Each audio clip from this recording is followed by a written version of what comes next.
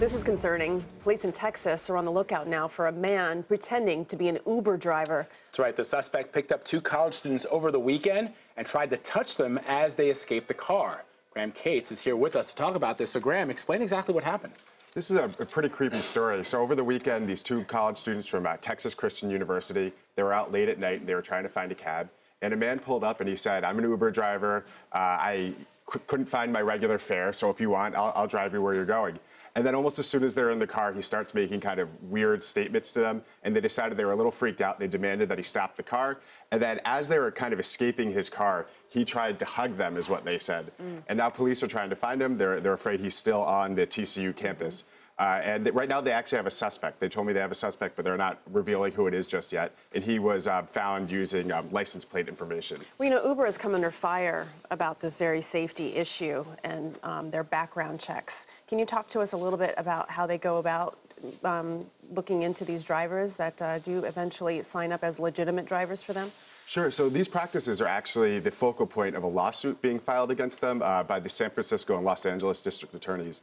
And what the district attorneys are saying is that the company is misrepresenting how they do their background checks.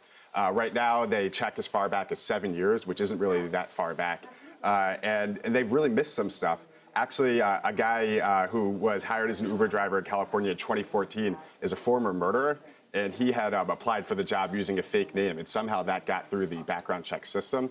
And then going back, there's some other ones. There's a man who was convicted of kidnapping, another one, assault with a firearm, committing lewd acts against a child, robbery, and then crimes like welfare fraud, burglary, identity theft, and selling meth. And the company says basically, you know, we're doing the best we can. And the DAs are saying, well, you're not actually doing that. Well, it's interesting, Graham. Uber has said that they do much more stringent background checks than even regular taxi companies do. That's their contention. But you've discovered something that's interesting, and I don't think a lot of people knew this. I didn't know this, that they sometimes charge an extra safety fee. What is that? Right, so that's not everywhere in the country, but in certain areas, when you look at your receipt, you'll see a $1 safe ride fee, it says on the end of it. And the company says that's to kind of cover the cost of you're having a safe ride. So that includes that background check.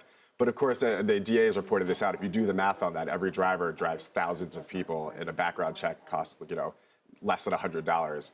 And so it's kind of what the DAs are saying is that this is totally misrepresenting how the company does its background checks and how much it costs, and it's benefiting the company by a lot.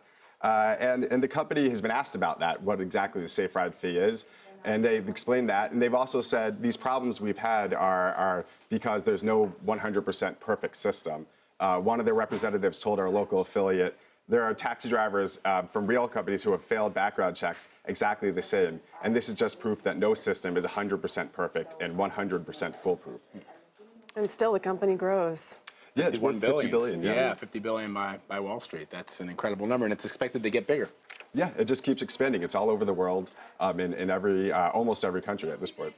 All right. Graham Cates, thanks so much. Appreciate it. Keep us updated on that one. Thank you. Remember, you can track ongoing investigations and read up on the day's biggest crime stories at cbsnews.com/Crimesider.